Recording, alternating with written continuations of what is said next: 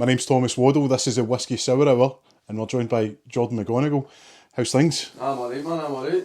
So, a wee bit different here. The reason that I asked you to come on, it's a kind of random one. I was on Facebook just browsing, and there was a picture that you shared. It was a shirt, and I don't know why, it just stuck in my mind, but I kept scrolling, doom scrolling, and then the next day I was like, what was that? Went back and looked, and turns out you're into your sim racing. Yeah. So I only just really found out about what that even entails, and through talking to you, it turns out you've been doing it for 15 years. I never even knew that was a thing. So I was like, we need to get you on, Jordan, just to talk about that, and through talking to you, doing a bit of research, because like I say, my kind of knowledge goes about as far as Forza Horizon these days. So I just wanted to kind of get into that, and then, as I say, I've ended up down a rabbit hole of finding out that actual F1 drivers are some of the best in the world. Yeah, you get some big names playing the sim nowadays, so it's good that way. When you said you've done this for 15 years, mate, how do you get into that? Because I mean, that would have been like 2010. I never even knew that was a thing. So take us away. So I would say, like, the first time I ever played any racing games, it goes away back to 99, right? Yep. Colin McRae Rally was the first one I've ever played. Very good. I went through my early years just playing PlayStation, playing all different racing games all the way through. And then it got to a point in 2010 where me and my brother had been playing this game called Race Driver Grid for a while. Quality. But we wanted something that wasn't just online public lobbies, something that was competitive. Because we done go-karting when we were younger, and up to a point, it gets to a point where it runs out of money. But you never lose that competition. See, like, even if I go for a running race, I want to win it. Even though it'll kill me if I don't win it. Right, but I know I need to win. That's just the way we've got in, is just for racing go-karts. The sim racing came along in 2010, so we bought steering wheels. F1 2010 just got released. Oh, nice. Right, so it was the first F1 game since, don't know, was it 2005 or 2006? I think I remember having one for the PlayStation, but it was like, it wasn't like, because you mentioned Colin McRae, obviously that was Codemasters. And I mean, they are like the creme de la creme, in my opinion. They're the big studio for the racing. And when you say Colin McRae, for me, it's like, the Colin McRae game's going up. It's like icon, not just a kind of rally of Scotland. But my personal favourite, just to kind of go off topic a wee bit, Dirt 2, I think is a great game. Great game. And obviously it came out just 2 years after he passed, and there's like a big memorial kind of cup thing, and there's a big it just gets quite emotional, man. Codemasters are just the boy, and I think they done the F1 2010 game. Of course, and they're still doing it to this day. So we'd got the wheel, like both of us in a wheel each, and we found this website. It was a forum called Apex Racing League. It's still going to this day, but it's now known as Apex Online Racing. I remember when it got sold for £1 and a pint, and that's not a joke. Right, that's how the business deal went. I remember it going on the forum, but we found that 2010 they were just running Forza leagues, but they had plans to run F1 leagues. The F1 league sign up opened in October. You had to do time trials, and then you got put into a league system. And that was the first time I ever found any sim racing. The back end of 2010. So November 2010 the season started. Friday League 2 I was in. Troy, my brother, was in Friday League 1. Now in Friday League 1 there was a guy called X-Matty G. This guy, Matthew Gallagher his name is, right? I raced him for 3 years. He now commentates on Formula 1 esports on Sky. Is it like I've actually raced some quite good people in the sim, right? Cool. That's cool. So through the Formula 1 leagues, the first season I stayed in Friday League 2. Second season I was in Friday League 2. But Troy dropped down in.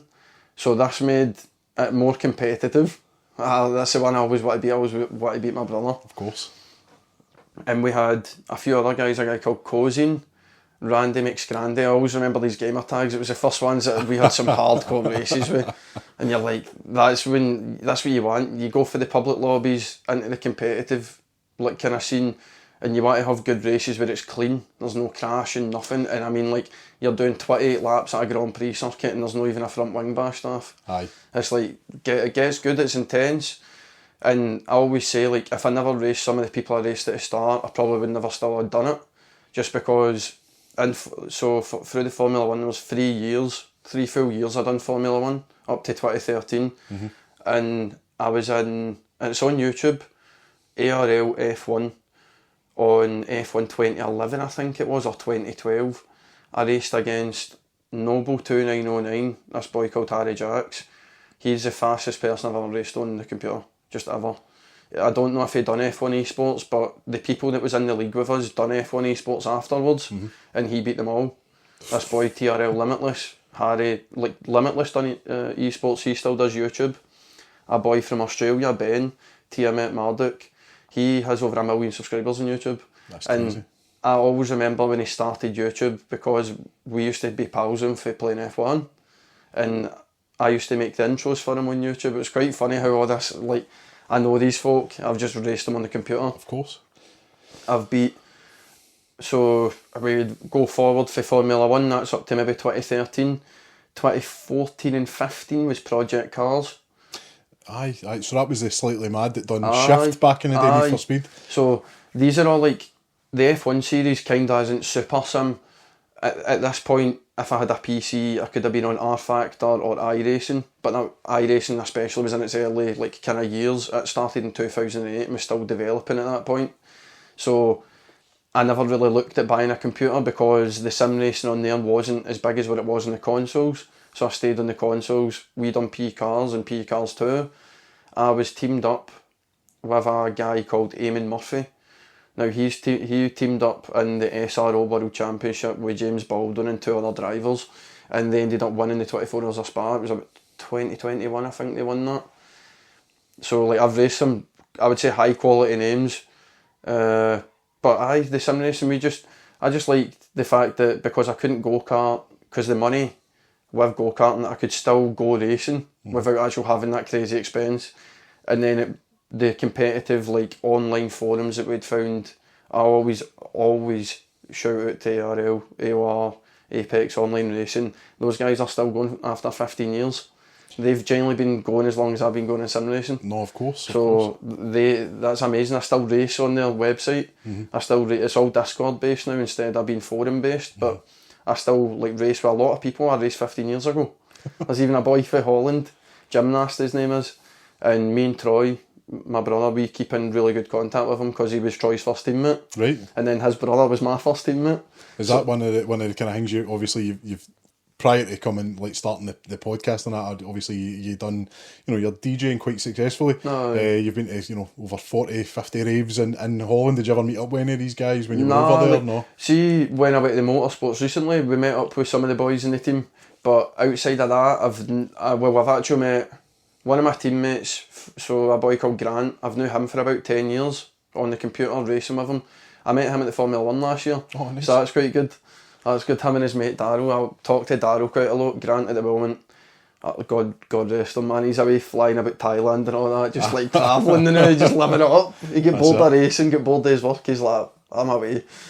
Listen, if that's the dream, really, innit, to be able to do that. So you're doing that with your Project Cars, P-Cars. You do 1 and 2. Do you travel into 3, or by this point do you transition across to using This is when, so that was maybe up to 2017. That's when I just started uni. So that's when I was like, right, I need to take a break for the sim racing. So I skipped by that. That was maybe 2.5 years, 3 years. Take us up to about 2020. I just got a new job. It was paying better than any other job I'd ever been in. And I was like, right, now I'm getting a gaming PC. Now I'm going sim racing properly. And that's what happened. 2020 I bought the PC, or 2021, just after lockdown it was. Purchased the PC. Still using the same wheel I bought 15 years ago. Oh, wow. It still works as TX, Thrustmaster TX wheel. Is that one of the ones with the force feedback and stuff on it? So now you get direct drive wheels, but at the time, this was like top of the range. It was the belt driven wheel. It was giving you 3.9 Newton meters of force through the wheel and all that. So it gives you a bit of force through it. And after like P-Cars 2 and then stopping for a while, I just had that kind of itch to go back racing. I wanted to race so badly. I was like, I've watched loads, still used to watch it loads, and I used to watch the iRacing special events because they were becoming quite popular. And then we went maybe back end of 21, I started back on AOR. So the very first forum I ever started on, that was the first place I went back to. And I started tier 4 in there, in the first season in GT3s on Assetto Corsa competition. Nice. Which is like the two main sims, I would say, we'll say the three main at the moment. ACC's been dominant for a lot of people. That's like the big one. iRacing is a really, really big one, but can be a bit of a money pit. And then this new one coming out, Le Mans Ultimate, which Toga, the team that I race with, have actually worked like with Studio 397 to do like some stuff to help with features coming out for like public release on the actual game that's releasing at the end of this month. So for something, just when you're saying it, as I say, I'm, anybody that's listening to the podcast and kind of knows me, it's like I'm used to be right into gaming. I have an Xbox, I have a PlayStation, but I'm like very casual when it comes to that. You mentioned obviously Assetto Corsa. I have seen that. iRacing's obviously, it seems to be very much computer based, which I don't have, PC based. Money pit wise, what do you have to buy add-ons and stuff for it? Or? So for iRacing, basically, they give you so much free content and then everything else is priced. So cars are like $14 and I think a track's $12. Right. So for the Spa race that I'm doing this weekend, I had to buy the Ferrari and I had to buy Spa. Nice. So you're paying like 25 quid. Luckily there's no an entry fee.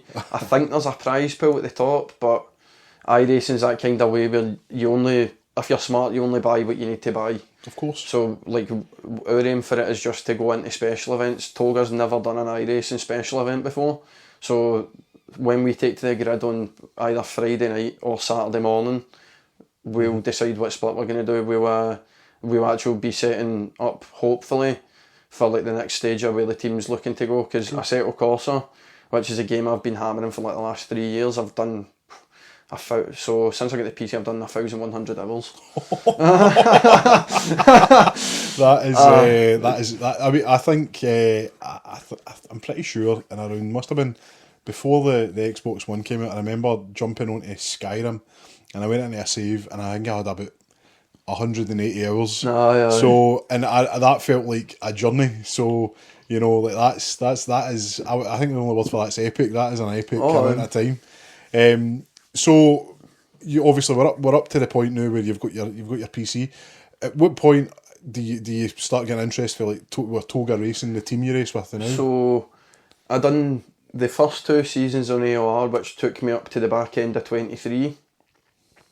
Just getting into, so it was the back end of 2024 it was. So in 23-24 I found Toga, just the community, and they had a series. They've got rookie series and they've got pro series, and it's time based.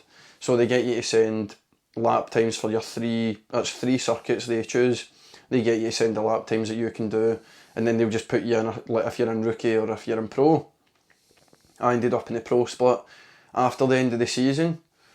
One of the admins at the time for the Toga esports team messaged me and my brother, and I was racing at the time with Grant and Chris. That's the team we race, just us 4 because we know each other.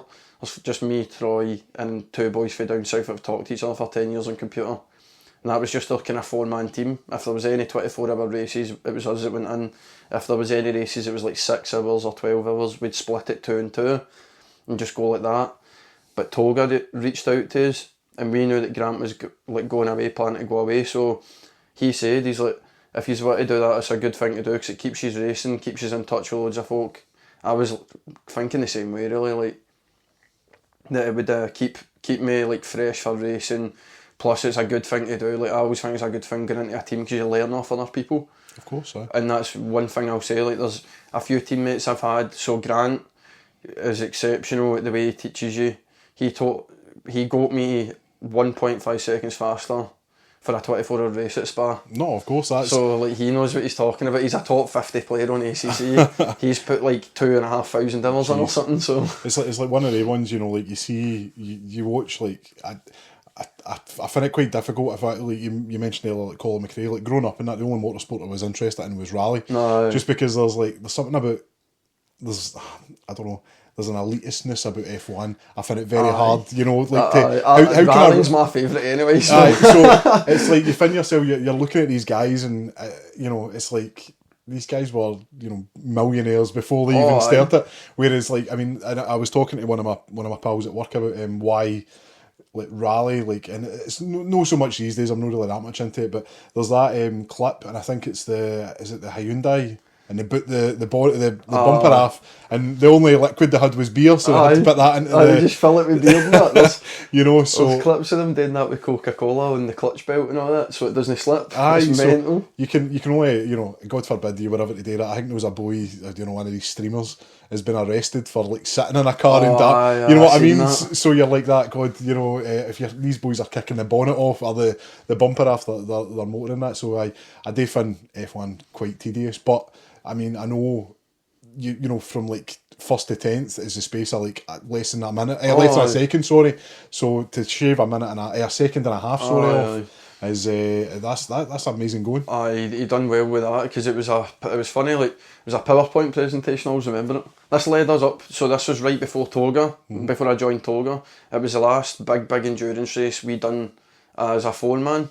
And so you like this because you like the wrestling, didn't you? The team name that we used to use, right, is Stone Cold Racing. Oh, nice. Always are Austin fans. So we run 316 as the car number. Love it, right? Love it. It was at ACC Spa 24 Hours run by QRT, I always remember it. Grant drilled us for 2 weeks. He's like, right, I need you to be this quick or we don't have a chance. And fair enough, me and Troy, like we battled it. Him and Chris, like, are elite. They're very good on that game, they're elite pace. The two of them, Grant could easily be in the esports league and like get high finishes. Chris was in the esports league and he was mid-table in it. So the two of them are like elite pace. Right. Me and Troy, I would say we're about a second off that in race pace, which you'll beat 99% of people you play, but then you go against maybe there's 200 people that's better, 300 people that's better than you, and when you play them you're in trouble. But Grant, with the PowerPoint at Spa, he had like pictures in it, video clips, he done so, he never had to do this, so he just all out his free time, just made this 15-page PowerPoint and it gained, I always use it now when I'm on Spa. For a 1.5 second gain, the braking points, how to take every corner on the track, like esports level, like top level though. So see when you're doing this, obviously it's you say you're doing a 4-man team. Do the race organisers set the cars up for you, or do you have free reign over that? Can you set your cars up how you want? So we're allowed to set the car up to whatever the tech regs are. Right. So like basically on iRacing, we've found the problem with the Ferrari that we're driving. We have to use 99 litres of fuel. The max tank is 110 or something. Right. So we have to go to lap 24 in a stint. A max tank would probably get you to 29. And it's because if we go to 100 litres, we breach tech regs and we'll fail tech inspection. So does that mean you need to then get into pit or something to fill that up? So it's so that basically you get a balance of performance. And what happens, so it's the same as real life racing. The organisers, so like when I went to Belgium, the organisers on the Saturday night, they BOP'd a car and they basically add weight to it. They can put a restrictor plate on to restrict the power and it's to even it up. So if something's running away with it, all they'll do is they'll just hit it with a BOP and then it'll just bring it right back in. So nothing like Formula 1 where it's just a procession, one car drives away. That doesn't happen in GT racing. They always bring it back in, and you're always getting an equal race, a fair race. So wait, I'm just, as I say, something just like BOP. What does that mean? Balance of performance. Right. Okay. So they'll just try and balance out. So what I seen last week was a McLaren. It went pole, 4/10 faster than second. The next day, well, it was at night time on Twitter. SRO announced that they were hitting it with, I think it was a 20 kilogram weight penalty. And they had to run 2 degrees extra rear wing to slow it down on the straight. See, in the race, this car never ever drove away for the front of the field. Right. Even though it started first and had a 4/10 lap advantage, they closed the 4/10 gap, so it had a 1/10 lap advantage and it could never drive away. So then it really does come down to how good the drivers are then at that point. It makes it a much, I think GTS is why I like racing it on computers. It just is such a balanced race compared to what Formula 1 or like Hypercar, that's another one I really like racing, but that's more like Formula 1. It's just the control, it's so fine. You're always on the edge because it's downforce. So just because we'd been talking about this for a wee while, obviously you'd went away to Spa and we'll get on to that. Just recently for that, was that 24 hours as well? Aye, that's the second time I've been there. So there you go. So obviously we've been talking about this for a wee while, and I thought I like to do a wee bit of kind of research with this kind of stuff.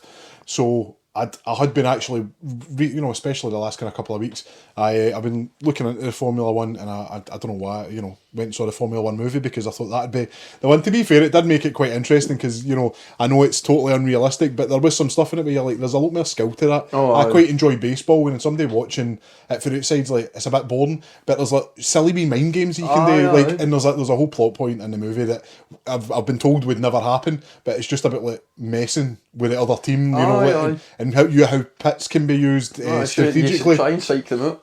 So, I was kind of looking at that, and you were saying there earlier about your BOPs and how that keeps it in play, but with the likes of F1, the likes of, when, and this is no taking it away, Lewis Hamilton winning all of his ones, his car was the best car.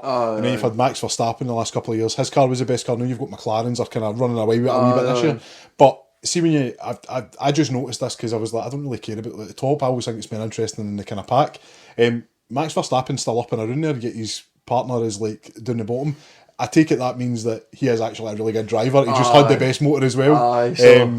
So with the Red Bull, like, see with that, like that is driver based, totally drive. Like they've had 2 or 3 different drivers in next to Verstappen, and none of them can get to grips with the car. So I think they've just designed the car too much for that.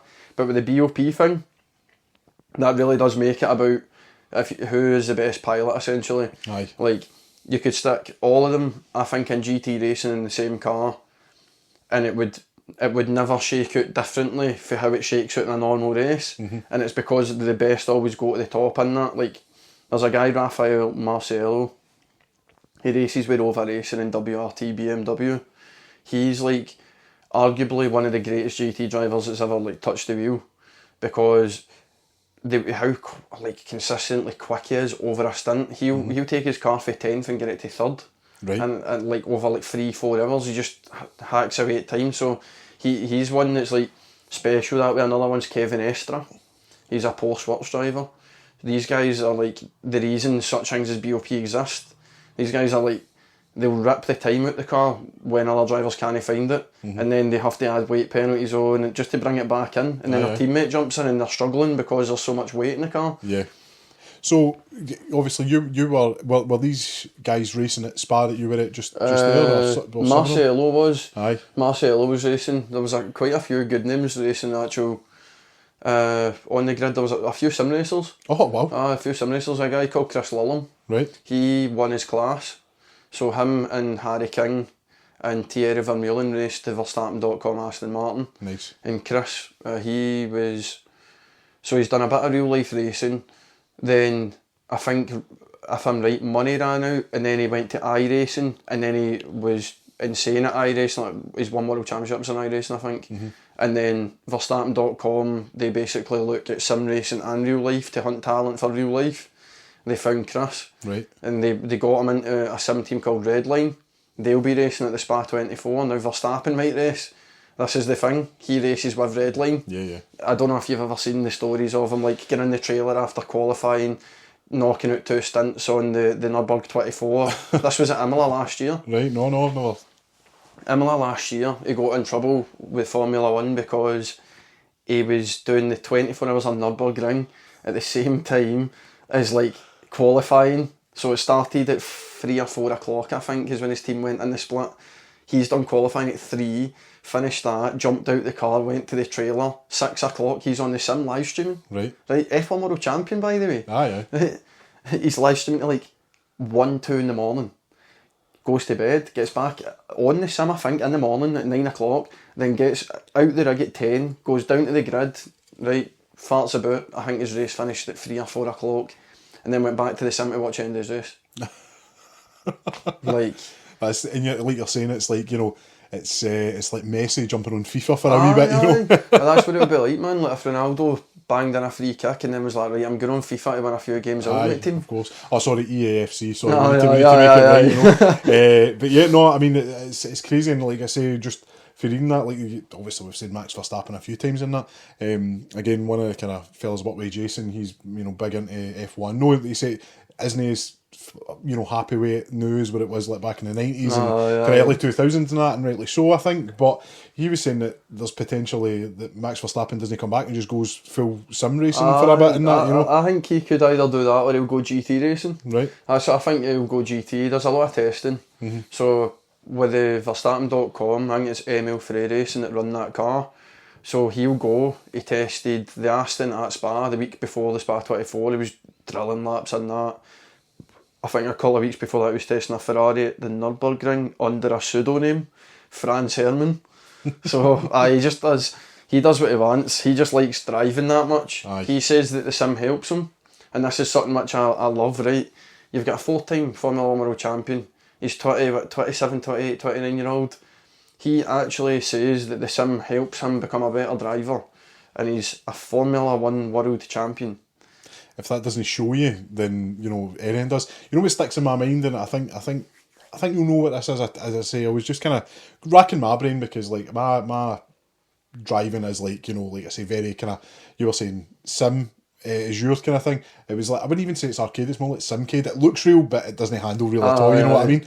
So I don't know if you remember back in the day when Top Gear was the thing. Remember Jeremy Clarkson at Laguna Seca? Aye. You know what I mean? And I used to always think, man, like, I wonder if that would help. And then we're at the point now where they can work out. I mean, I think it was one of the Forza games that had it in slow motion, and they were showing you the the compression in tyres as you go down corners. It's wee things like that. Like the physics model in that for games now. Yeah, so getting to that point. But I mean, when you're doing this, because as I say, I know what Le Mans, I know what Spa 24 is. How what's the logistics of that for you guys? So when you are doing this on Saturday, so how Toga racing, what's happening there? So are you doing, is it a stint of 6 hours? No, so essentially we'll probably break into doubles. So you'll go 2-hour stints. That's what I think we'll probably break into, or it'll be just solid hour swap. Now there's 4 of us doing it. You break 24 into 4. What is it, like 6? 6 hours, yeah. Right, so you've got 6 hours of driving. The last time I done a 24-hour race, I done all my driving. I done 2 hours right at the start. I done the first 2 hours of the race, and then my next 5 hours of driving got put in. It was like 1 till 6 in the morning or something like that, or 12 till 6 in the morning. I done something daft like that, and it's just like we'll just work it. Who can do what? Like some of the boys, one of the boys, Barry, he was hoping that we could do Friday. I was kind of hoping we could start on Friday at 10 o'clock at night. And then that means it'll just go straight till Saturday 10 PM, and it means your Sunday's no round. But if we start at 1 o'clock, then it's like your whole Saturday's annihilated and your whole Sunday's annihilated. so like when does that get decided? Like when is the kind of order put in place? Like will you sort this out like tomorrow? Like I think Barry's actually sorting it. He's sorting it tonight. So I was doing the laps earlier, just getting the last day setup work done, getting kind of fuel readings, stuff like that. Proper tyre temps, just so that we know kind of what we're getting into when it starts getting into the race, because it starts really warm and it will cool down. The weather forecast, so it's right in depth. Right, you change everything in the setup if you want, but you need to beat tech regs, so you can't break any tech regulations. The weather system in the game gives you a radar, gives you like readings throughout the day, and we have to try and plan accordingly. If it says at the moment no rain, and it's to be warm, so I think it takes the real life weather. I was going to say, so does it match or mimic what's happening? Because right now, was it 2 weeks ago you were at Spa this weekend? So I mean, continental Europe was getting hit with heat waves. I think it's getting heat waved again this weekend. So apparently we are. So long may it continue. I think they take the readings from the actual weather stations nearby, and then they formulate an in-game weather system. So hopefully it doesn't rain. That's the only thing I'm hoping it doesn't happen. Well, I was going to ask, what do you have a preferred kind of the dry on iRacing, definitely. It's hard on iRacing in the wet, but it's no impossible. You have to know like how to drive in the wet in real life, and you don't drive the dry line. The rubber done line in exactly like real life, the rubber done line is slidey in the wet. It's just greasier. All the rubber sticking. I was going to say that, as I say, I never even knew that, like you see the heating up of tyres, but I never realised just how much grip comes off, Everything that you see, so in the Formula, everything you'd see in Formula 1, take example, like the formation lap, where they're slowing down to heat the brakes up, they're moving the car about to heat up tyres, but they're not like doing anything majorly aggressively. They're not locking wheels, anything like that. They're just heating everything up in the car. You do the exact same in the sim. Like even on a quali lap, you'll be out, and it's like you've got to pump the brake, you've got to heat the tyres because you lose time straight away on your first flying lap. There's like, let me see, who is it? Daniel Murad.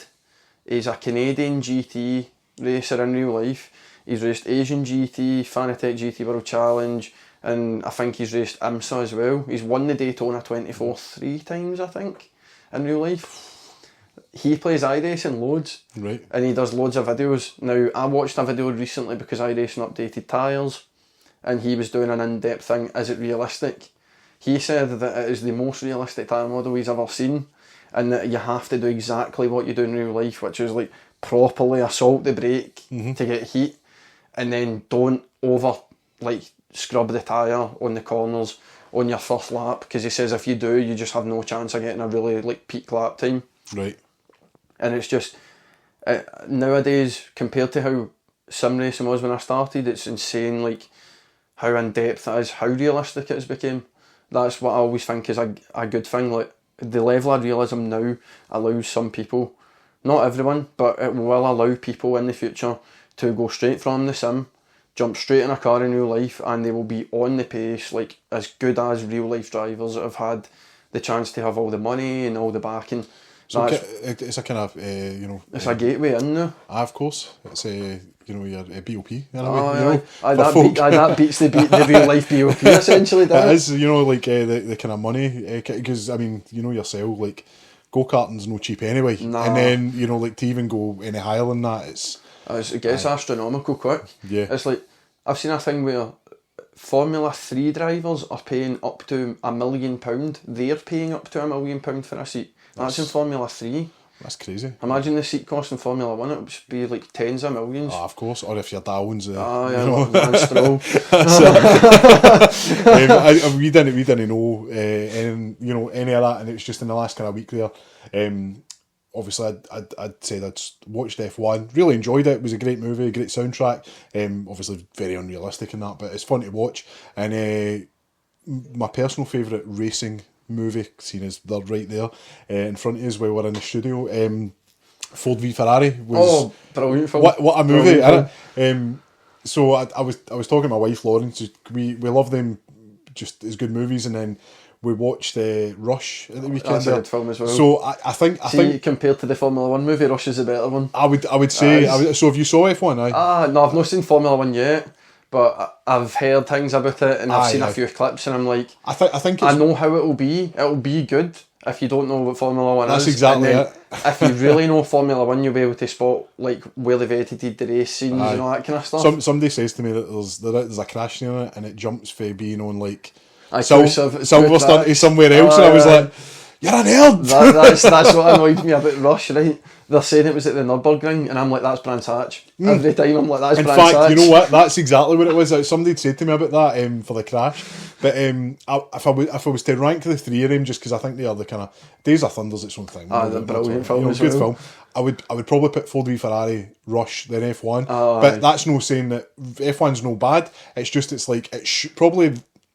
In fact, no. I was going to say it's maybe the best like shot, but see the way they shoot the film in. I've heard that they've done the same as with Top Gun. It did. It puts it in. You can see the G forces in their faces and that. That's what you want to see. There's just something. It's like F1 cars are like ultra cool, right? Very sleek. But there's just something about a Ford GT, mate, like that just does things to me. I know what you mean. I'm lucky enough to have seen them racing about tracks. No, mate, it's just an unbelievable movie. If you've not seen it, it's Matt Damon and Christian Bale just absolutely tearing it up. Brilliant film. So that's it. As I say, I kind of try and get into ways try to get into things through either if you playing games or watching movies, just to kind of get you in the kind of mindset, because I have no clue. It was never something I really watched when I was growing up, but apart from Rally, because you used to get it on I think it was Channel 4 or Channel 5. Seeing Colin McRae and the Subaru, it was a pretty iconic kind of if in doubt flat out kind of stuff. Combo. So it was it was just iconic, and even then the Ford Focus as well was always one. That's one of my favourite cars, the white Martini Ford Focus. Mate, that's exactly. I can see it. So I know that was that. So just kind of as a going back to the kind of sim racing, so like Toga Racing, how long's that been kind of going for then? So I think the esports side of Toga has been going for about 3 or 4 years. So I joined, well, it was like August, September 24. So you're just coming up a year then? So I'm just coming up a year in Toga, but I think it's been going for about 3 or 4 years. So some of the stuff I've got, a few of the achievements, like just on notes here. No, fire in, of course. Some of the stuff that they've actually done. So the biggest one I would say, they won 2 the Hungaroring. So that's the track in Hungary. 1-2 that a 6-hour race. Right. That was just before I joined. It was in a Porsche. I've heard the stories about that. Then we've got a P3 and a P1 in class at Austria. P1 in class is like, you maybe finished like 9th overall, but you finished P1 in, so you get like pro class, silver class and AM class. He's maybe been silver and he's won the silver class. Then with Toga, I've had in a 9-hour race, we got P4 and we were robbed by 3 seconds. As a sickener, you're so close to a podium, it annoys you. We've had a Le Mans 24-hour class win. That was good. We'd done a 24-hour race on Le Mans. That was hard going. Can you remember how you broke that one up? Was that a 1 hour on, 1 hour off? So that was when I done the 2 hours at the start and then most of the driving at night, and so Mitchell couldn't race till night time. Terry couldn't race till night time either. And then I was like, right, I'll just cover when you's only there. Troy, my brother, was racing, and then Conrad was racing as well. And we ended up just doing that. So we 5-manned it, so it was split into about 5 hours each. And then somebody couldn't race. No, somebody couldn't do a certain time by a certain time, so we ended up just giving each other certain stints and just working out on the fly sometimes. It was good. That was on Le Mans Ultimate, like I says, that Studio 397, they were good to us, like helping letting us help them with the driver swap procedure and all that, because that's a big feature for a game. Like, that's a really big feature. It's just about to be released. Every time I think about it, I'm buzzing that we got to help with that. So how does that work then? What do you mean by that? Like driver swap? It's not just a case of passing a controller to somebody? No. So how do we do this then? So basically, it's like a real life pit stop. So exactly how they do in real life, you request a pit stop. You've usually got whoever's coming in on the headset. They're sitting in their rig waiting, right? You go into the pit box and you've selected them to swap, and essentially you just drive in and it'll just take you out, put them in. It's a bit weird first. If you've never done it, it can be a bit daunting. You're like, I better not mess this up. If I've not clicked them, will we put them in? And up until you pit. So when I'm thinking of games, I don't play that many that you would require a pit. But if you're pitting, are you in control up until you stop? Right until you stop. Which is no the normal thing. You used to go in and pitting and it would just tell you. So with the Sims, like, you can have auto pit on, but it's like not really the done thing. Like when you're playing at that level, you're going to the realism. You could lose time surely though, couldn't you, if you're not doing it right? But you can get a penalty. Right. See, just like in real life, if you speed in the pit lane, you get a penalty for it, you get penalised. Alright. So like the endurance racing, on ACC, which is a Assetto Corsa competition, and LMU and on iRacing, you'll get, I think it's a drive-through or a stop-go 30 if you speed in the pits. So you've got the limit on everything. You've got to ready yourself when you're coming in. Yeah. So you go for a procedure, and even before you've done the race, you'll drill the procedure like quite a few times. So it's like learn where the pit lane is. Some pit lanes are weird. Like some of them will be like 2 corners before the end. Some of them are right on the pit straight. So you need to figure out where you're going first. Then you figure out the procedure of selecting the driver swap, running through tyres, fuel, any roll bar changes, wing changes, stuff like that, tyre changes, and then all you do is you just drive into the pit, make sure you hit the limiter, because if you don't hit the limiter, you'll slow down. Right, you will automatically in your head, you always slow down. You'll go down to whatever it is. I think it's 72k on iRacing. Right. So you'll slow down, hit the limiter. If you've done it all right, then you will only go by 72k in the pit. You'll never get a speeding. I have seen this and I've done it myself where I've braked too late and you're fumbling for the button and you miss it. and then you think you're on the limiter and you ram the throttle down, and then you're up to 100 mile an hour on the pit lane and you're getting a penalty. Aye. So is that a team penalty then? Aye. So it's a stop go 30, so it requires you to go back round again and then go back in the pits, stop in your pit box, nothing can be done to your car for 30 seconds and then drive away. So you need to do another lap? Aye, so it can lose you a lot of time. Aye. Then you've got or it'll be a drive-through in some games, and the drive-through is just again drive right round and then drive through the pits. Aye. So you lose, on some circuits, Spa, the one we're doing at weekend, this is the worst to get a drive-through on. If you get a pit lane penalty there, it's criminal. It's like, endurance pit lane takes, it's about a minute to just drive round it. Right. So with a stop, you're a minute and 30, you're nearly a lap done. It's a 2 and a bit minute lap, 2 minutes 17. So, what you doing Spa? How hard are you hammering that then to get it done? I'm just to get the to know what the track's like. I mean, and I take it you'll have to do, because I mean I imagine you'll be doing some racing under like nighttime conditions. So are you just hitting it with like day, just practice? Night? So I've done. So when I went to Spa 2 weeks ago, I'd done a little bit of practice beforehand. It was quite funny because I'd done laps in the day before. Then the next day I went to Spa and I felt like I had actually been at the side of the track. I felt like I'd been there all week because the amount of laps I'd done. Yeah.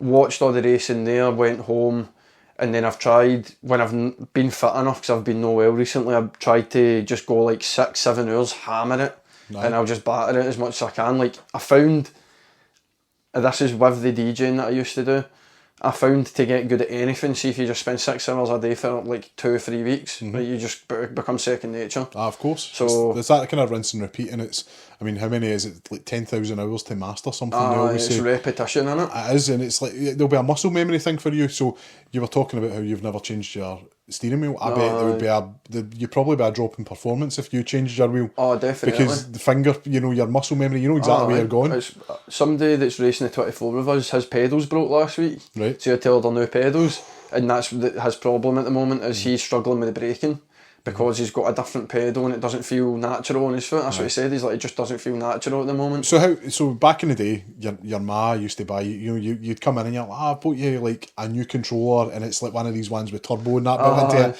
Or she's like, I got you a steering wheel at a thrifty.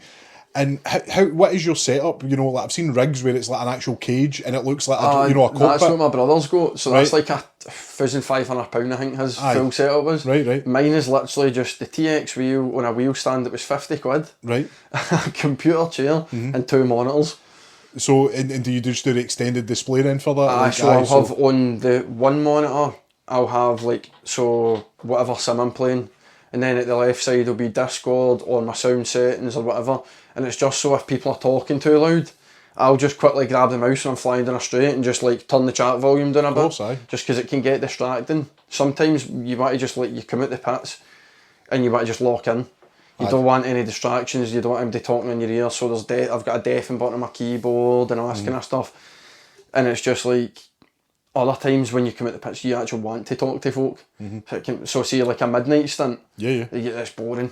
That's what I was going to say, because I've only ever, like, if I play like a racing game, like I mentioned Forza and that earlier, I think I tried playing one of the more recent F1 games, and it was like, it was too real, too sim for us.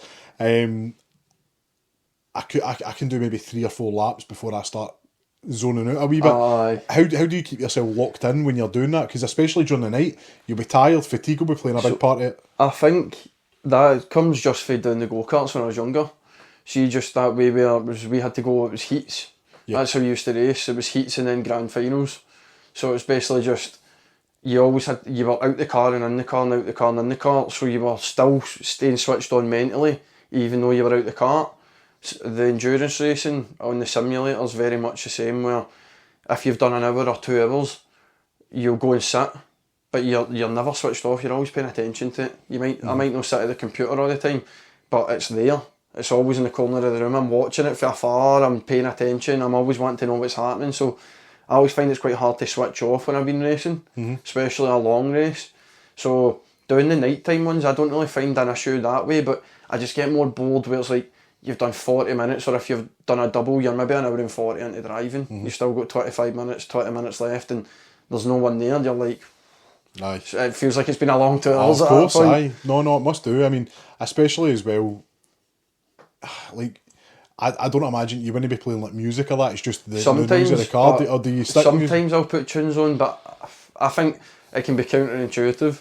Sometimes it'll make you drive faster, but then that makes you over push. Right. You can crash. Sometimes it makes you drive slow. Because you're just you're in the tunes. You're like, aye, this is a wee Sunday drive. So what's if you had to pick a song that you're like, right, this is going to the driving song. Get a half second on Sunday. A weird one, Bohemian Like You, Dandy Warhols. Oh, there you go. You ever heard that? Well, you know what? I'm going to. I haven't, but I love the Dandy Warhol. So I'll tune. Honestly, we'll get that on. Mate. That tune is it was the theme song for the original Le Mans game on PlayStation 2. I get it. Was that guy, and I'm going to butcher his name, is it Tiff something? Was he in that? Did he do the voices or something? Am I thinking of Tiff Nadeau? Aye, he was in Le Mans, aye, I remember that. It was like a black motor on the front cover. It was Lister Storm. That's it, aye. No, I don't. One of the most iconic GT1 cars ever made, by the way. I'm saying that, right? I never had that game. I remember the demo disc used to get, and it was on there, and I didn't know, like, you can go in. I used to think it was funny. This is obviously listening to Tiff Nadeau. Listening to Tiff Nadeau, and then, like, you're setting up your motor, and I just put the fuel down to zero. See, I don't know why. It just runs it straight away. But so that was the theme song for it, aye. So the original Le Mans game, that's the first time I ever heard that song. And every single time I always think that's synonymous. See, for me, with endurance racing, I love that song with endurance racing. When I went to Spa the first time, I sat with the headphones in, watching the cars going by. I was like, it's one of the things you just sit and you take in life. I'm like, that's what I was like for 20 years. I waited to hear that song and see these cars. Aye. So no, I totally get what you're saying. Like, I mean, I've been lucky enough to be able to do a bit of travelling. When I was in New York, I was listening to the Spider-Man soundtrack. You know what I mean? Just sitting, looking about, and you're just like, I'm loving this, mate. And it's like, it'd be the same with that, like, it'd be like, going to St James's and listening to Red Morning Light, and you're just imagining Ronaldinho running of it. So no, listen, I get that, man. Obviously, Spa, I'm assuming that's your favourite. If all the racetracks I've ever been to in the world, that's the best one I've ever been to watch cars. So I don't even know how I would find it, but what's the name of the big hill? Eau Rouge and Radion. Right, so I'm no, like I just say, I'm no into racing that way, but the racetracks I do know the kind of iconic kind of parts. So I think Spa's one of them, and I always remember. You mentioned obviously Project Cars 1 and 2. Slightly Mad who done that, who done Shift. Aye. Remember the intro to Shift 2, and it was the crash on that I mean, it's unbelievable. We always like joke about it. Me and my pal Harvey, when you're playing that, if you crash, it's like the lights and that will go off, and as if you're getting like concussed and that, and we're just like, it's like you're having a seizure when driving. They done that game good. And it's like that one was in, and that was one of the first games where like you started seeing that kind of like jumping graphical fidelity, where like if you hammer the brakes, the disc glows and that, So I think as the generations go on, it's not even that the games look better now. It's just you can add so many different layers of gameplay. It's like they get laser scan now. Oh, do they? So they laser scan all the tracks. I know that Spa's probably one of the most laser scan tracks on any of the systems, and that's why I think that's why I like it so much, because it's so realistic. Like I see that I've been there, like with iRacing, the practice. What I watched 2 weeks ago in the last chicane at Spa at the bus stop was some cars were using a lot of curb on the inside on the first part and then none on the second part. Some were assaulting both curbs, and then some were using none. The Ferrari, which I'm driving on Saturday, was using loads on the first and some on the second. I was not doing this all last week, and then I was like, let me see how they were doing this in the videos I've got. Watch the videos I've got from Spa, done the same thing, gained half a second. And it's just because how well it now translates, because the tracks are laser, everything's scanned, even the environment, like 60 metres, 70 metres outside of the track circuit is actually scanned in. So you've got the level of realism where it looks exactly how it is. The tracks have got every bump properly, and I think that really does translate well into how like, I don't know why I like it so much. I think that's why Spa's magic. Yeah, it's in the Ardennes Forest. There's just something about it. It's a wee bit magic. When you're playing games and being able to be a part of them, it's like one that, as I say, as somebody who's like as casual can be when it comes to motorsport. like that. If I was to pick three, these would be my three. Spa would be one. I think the Nordschleife is like its own thing. I don't even know if you can. That's like you can go and watch motorsport still. Aye, you know what I mean. That's the same thing. So I'm even that's like zero. You know what I mean? That's just up That's there. the one So, I want to go to next. so I would say Spa. I really like Suzuka. Great circuit, by the way. And I mentioned it earlier, but Laguna Seca is just like, and that comes from, you mentioned earlier, Gran Turismo, so no, listen, I totally get that. If do you have like favourites, like your mate, obviously we spoke about Spa, but what's your kind of go-to if you were? Spa, Silverstone. Right. I just love Silverstone because of speed. Silverstone's like 80%, even in a GT car, it's probably 70 or 80% full lap on throttle. Right. So like you only go off the throttle for 25%, you hardly touch your brakes, it's just who has got the biggest balls. Aye. And that's why I like that. The kind of tracks like Suzuka, I like racing Suzuka, it's solid though. Really hard track, like to get right. Zolder, that's a track in Belgium, it's a smaller track, I love racing at Zolder. That's the last time I got a podium. Right. Was at Zolder, so I like that track. It's kinda, was it like a 1 minute 20-ish lap time? It's really fast then, isn't it? Aye, it's like close racing. You can never escape. If you're doing like a race like there, how many laps would you be doing like in that then? What would that be? What did we do at Zolder? It was like 40 something, I think. Right, at okay. Zolder. So that was for an hour. Just a pretty reasonable time then. In fact, so it's like it's about 118, so it was about 30 something laps. Right. In the hour, it was between 30 and 40. And that was a good one. But usually, so if I'm racing solo, the most I've done solo is 6 hours. But that's like solid. That was hard going. My wrists were shot after that. See that way where you're racing hardcore, like driving at 150 mile an hour. It was at Brands Hatch GP. Right, okay. And it was a 6-hour race. I finished in 7th. Right, which is alright considering I was doing it solo. I was racing against folk that was doubled. Everybody else was doubled and I was solo. I was like, a race today. No, listen, that's just, kind of down to your kind of grit and kind of determination, because that's tough going. I mean, I like I says to you, if I like rally, the reason I like rally is I like just point to point. No, I find that you'd probably say consistency. I find it monotony, go like the laps and stuff, because it can kill you. Like I just whereas like I would much rather like and if you have a bad section, you're like right, move on for it. Whereas like you'll be coming back round, you're saying that corner, you're like I'm going to get you. That's exactly how it is, man. Like so, like I says, like Spa, and that's my favourite. So like if we at Spa, you've got a corner called Pujon. This corner's been dogging me all day in practice, all day today. Right, one corner, and I'm like, how many laps have I done? Like 50, 60 laps today, 70 laps.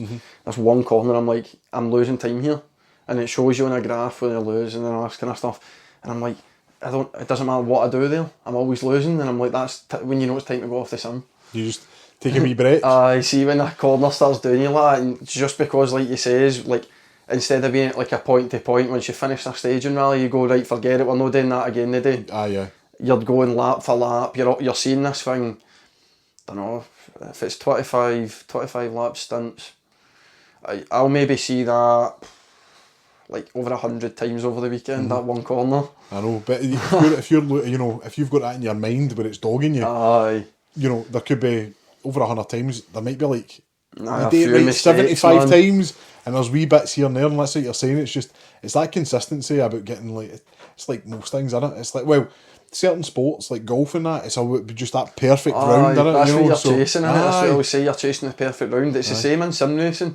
You're chasing like the perfect stunt. The perfect stunt will never happen. It never happens. Like I think it's written in the stars that it doesn't happen. It's just one of those things where you get in the car, even if you drive the nuts off it, right, you're going to make, like you might run wide in a corner, and that's your perfect stunt's done. You're never getting a perfect stunt. It's that fine a margin. It's like that's what we're always chasing.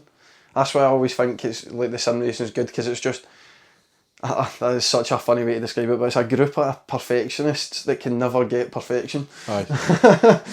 It's you're just chasing it constantly, innit? I don't know. Maybe we should look into maybe doing just like a big circle at NASCAR. I'm sure you'd be able. iRacing. That's what. Perfect. So some of the stuff, some of the boys have won. Like Barry, this boy from Ireland, he won has split in the Indy 500 on iRacing. That's crazy. It's like 600 laps or something, I'm sure, round left-handers at Indianapolis. He won his split.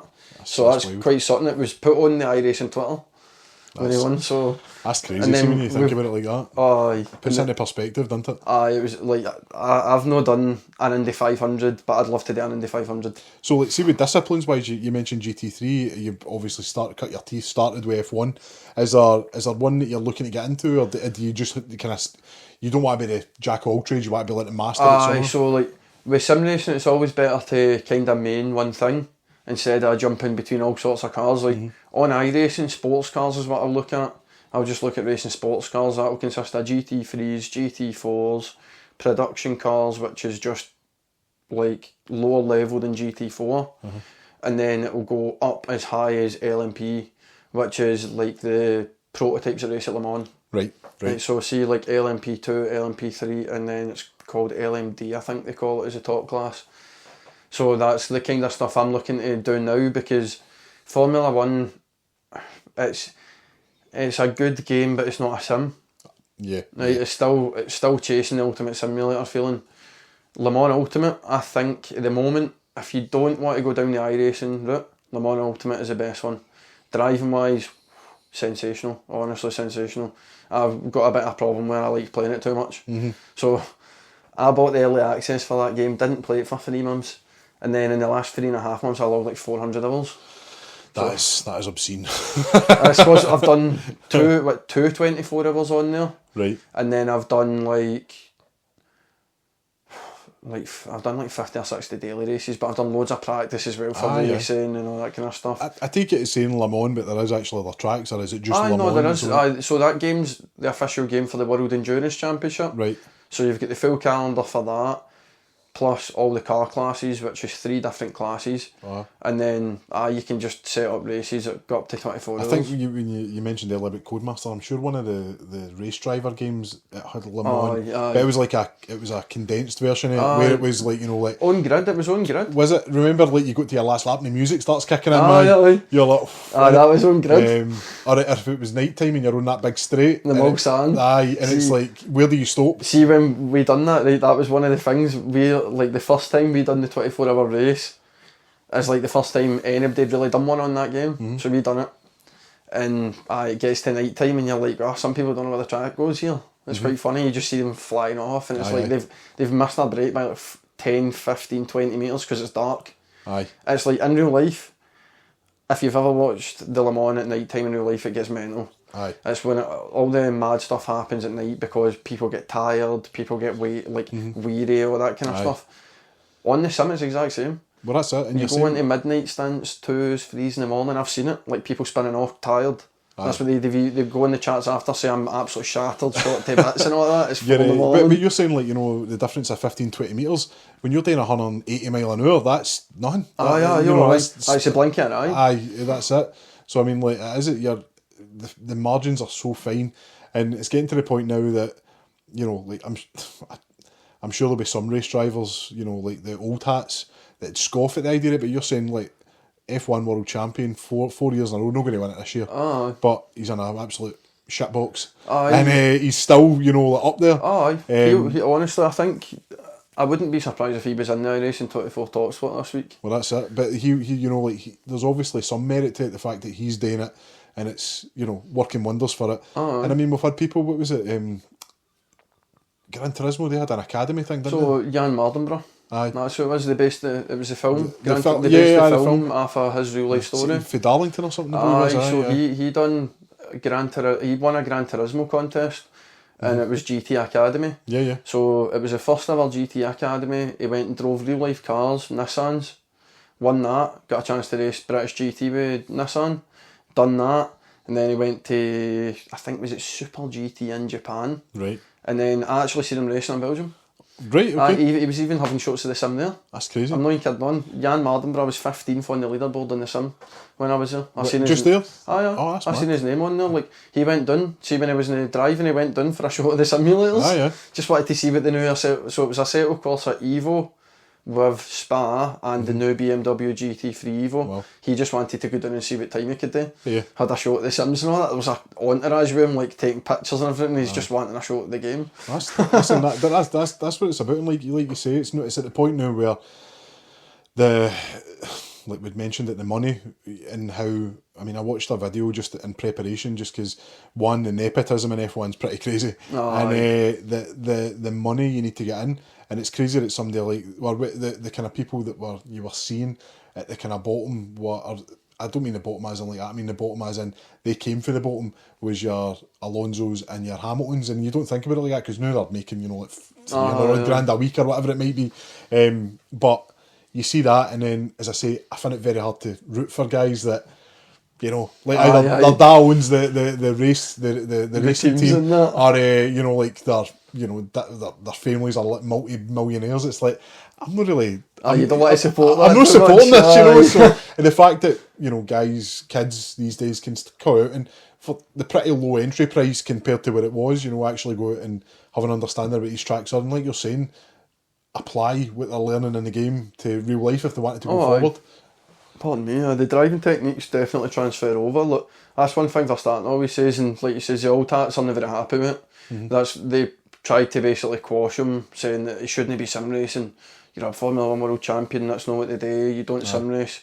And he said, he turned around and he's like, this makes me a better driver. He's like, I'll do anything to get better. He's got that mentality, it's just elite. Like, he has the elite winning mentality where if he's beat, he's never beat.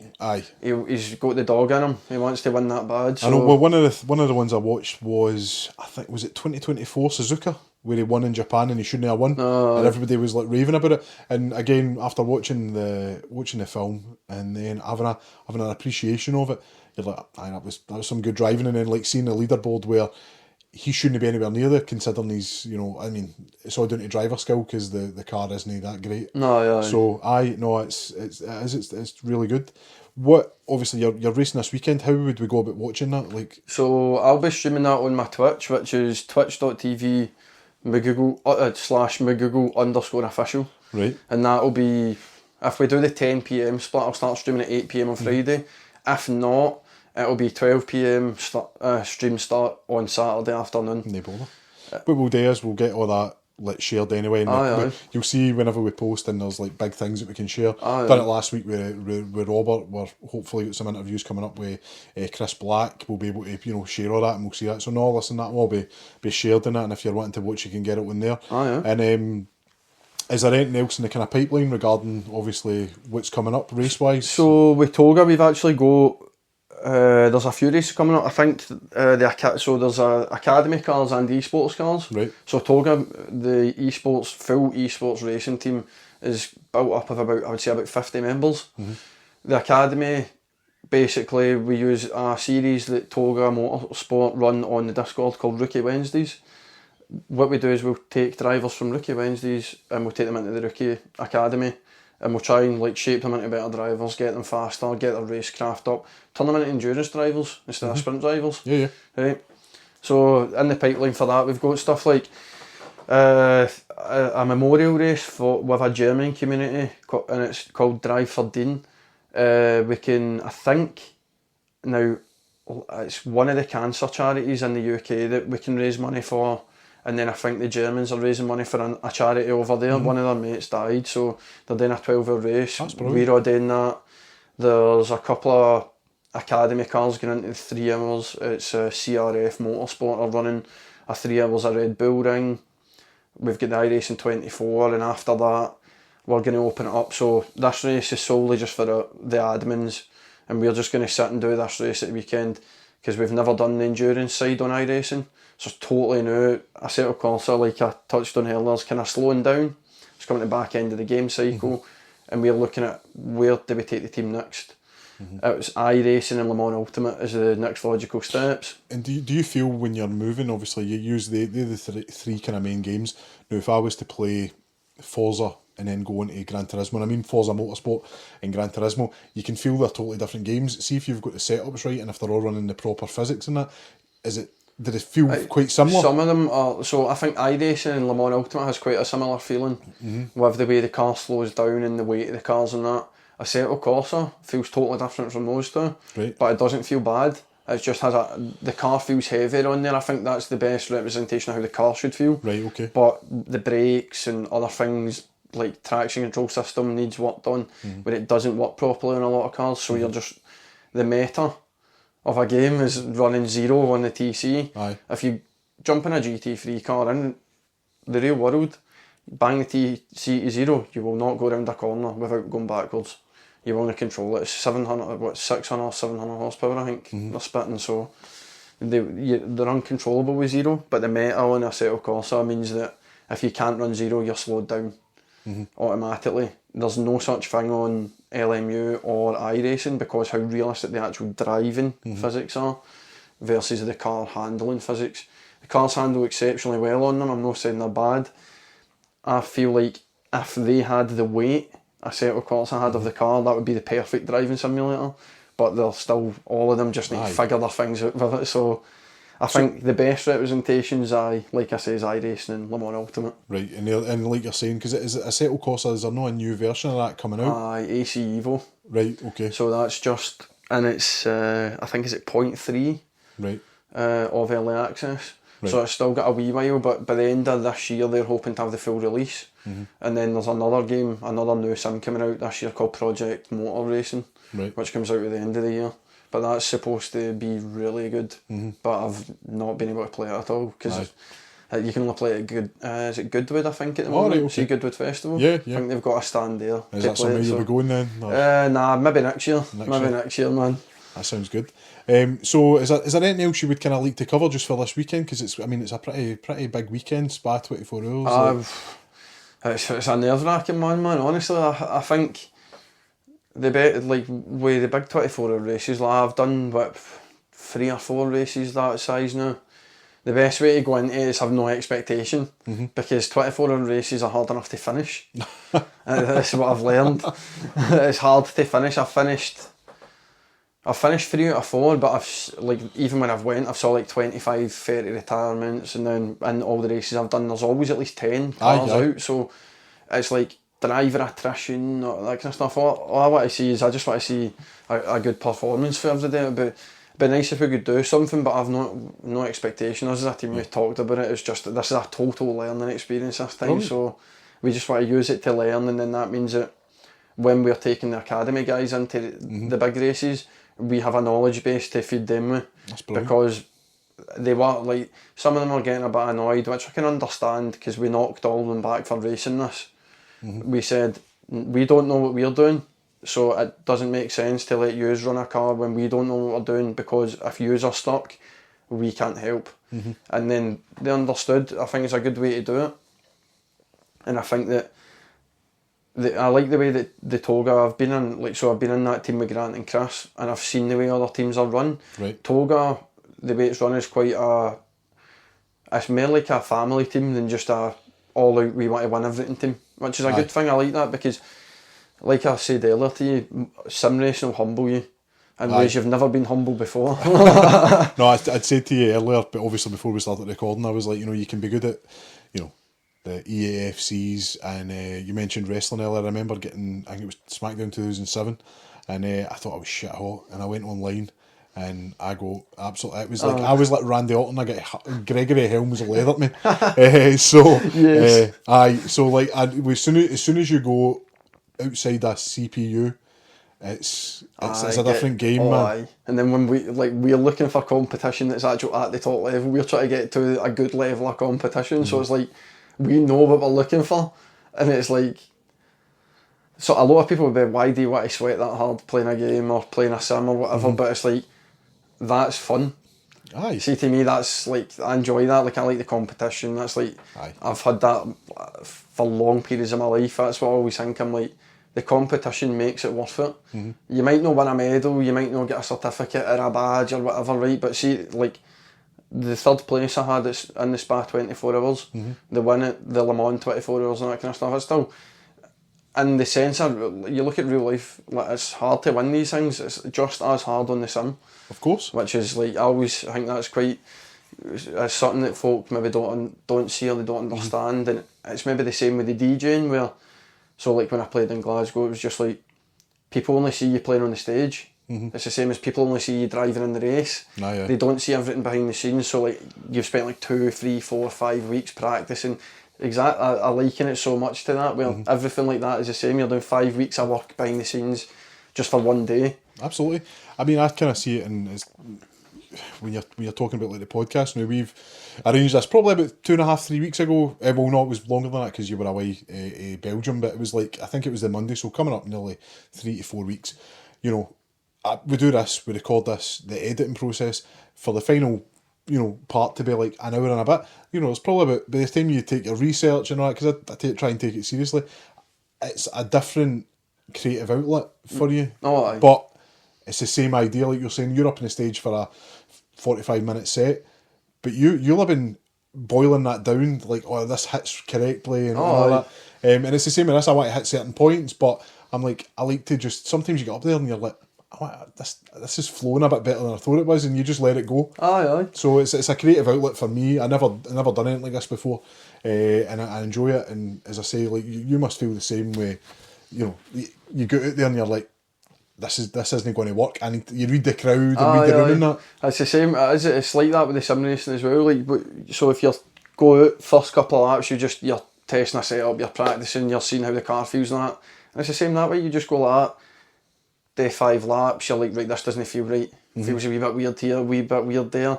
Fiddle with maybe 1 or 2 things, you hardly change anything, and then you go out and that might fix it, or it might feel worse, so you just knock it back to the original value, or you take it the other direction, and you just do all these like small changes till you find something that's like feels nice or is perfect. Right. And then it's the same like you says with the podcast, you'll probably do that with editing. If you need to edit it, you maybe need to take a wee bit here or a wee bit there, and then that's it, it's cushy. And it's exactly the same with the driving. Like, it's always something I always say, like consistency over outright. See, like consistency on racing is better than having the outright lap record at a track, but you can't hit that lap all the time, every time. You can nail one corner right 1,000 times, or you can do 1,000 corners right once every time. What would you rather do? Exactly. I'd rather do the one corner right 1,000. No, listen, absolutely. It's, you know, like, you're talking about, like I mentioned baseball there, it's like pitching the perfect game, having the perfect race, and it's like there'll be wee things. I'll be listening to this back in the edit and I'll be like, there'll be like a crackle, or I'll hear the chair creak, and it'll be such a point that I'm like, I can't touch that without throwing it off, and wee things like that. And you were saying as well, when you're DJing, there'll be something you're like, I didn't hit that where I wanted to, or I could have played this, and you're constantly critiquing yourself, but that's what pushes you to be that bit better. That's what it is. And like you're saying, you're doing your 100 laps and this corner's getting you, and you'll get it that like one time, and then you're like right, and then you're like right, you're chasing it again. You're like, how did I do it? I know. As I say, I going back to one of the few tracks, that Laguna Seca. Like, I don't know how many times I've had my, I think it was my Team Orca Dodge Viper, yes.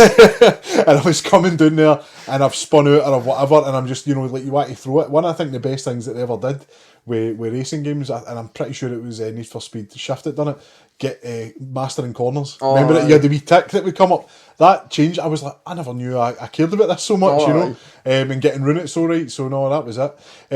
If somebody was wanting to get into this, like obviously we spoke about the entry level, where like how would you recommend doing it? As somebody I play console, so I without having to get, I know you can get Assetto Corsa and stuff for it, but I imagine computer's the best way to go. Like PC.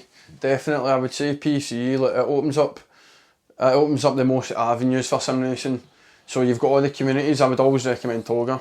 If you want to start out in sim racing, Toga run Rookie Wednesdays. Like I says, I can always shout that out. It's like a great feeder series, and then you've got Toga Pro series. So you can go in and cut your teeth in the Rookie series. If you've never done a sim race ever, right? Most people have never done a race longer than 25 minutes. Yeah. Sim racing as solo can be up to 3 hours. Right? Most people won't try and attempt more than 3 hours solo just because that's a long time to sit. But I would recommend Toga Motorsport. You can find it on the Discord. If you search Toga Motorsport on Discord or search it in Google, it should come up. And I would recommend, if you've never been in sim racing, even if you're using a controller, Google controller settings for it to find like dead zones and stuff like that. If you've bought a wheel, entry level, you're talking a couple £100 for a decent one at entry, but that'll get. I'm using a wheel that cost me £300 12 years ago. Aye. No, I mean 15 years ago. I dread Whatever. to think, So, like, when you see the likes of, as I say, console gaming controllers, when you see the price of like Elite controllers, but if that's even just the Xbox one, if you go, I'm sure there's like, is it Scruff or something? aye, Scruff controllers. Aye, Scruff. They'll be like crazy. So I mean, it depends on what your budget is, but like you're saying, £300 15 years ago, top spec. But I imagine if you're just starting, I would like get something that's comfy and in a decent price range. Is there anything you would recommend with like? The new, I think the entry level kind of stuff you're looking now, because it's all direct drive.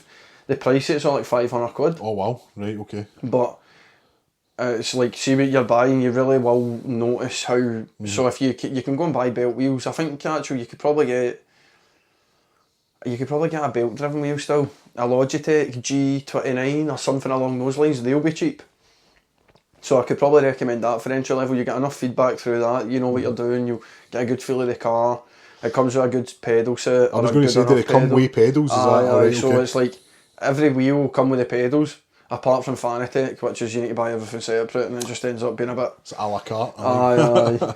But I would recommend the G29 Logitech. A PC for it, you could probably get a decent PC, £1,000 that'll play them. Mm-hmm. You don't need to play them on. You don't want them on like insane fidelity.